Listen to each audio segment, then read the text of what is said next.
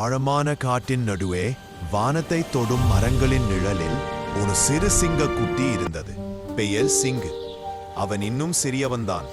ஓடுவதும் பாய்வதும் வேட்டை பிடிப்பதும் அறியாதவன். ஆனால் அவன் மனத்தில் ஒரு கனவு. ஒரு நாள் காட்டு ராஜாவாக வேண்டும்.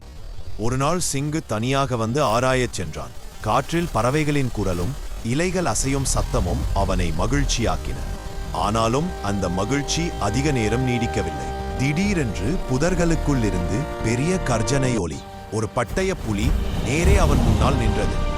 சிங்கு பயந்து திகைத்து நின்றான். கால்கள் குலுங்கின. இப்போது என்ன செய்வேன் என்று நினைத்தான். அப்போது அவனுக்கு அன்னையார் சொல்லிய பாடம் நினைவுக்கு வந்தது.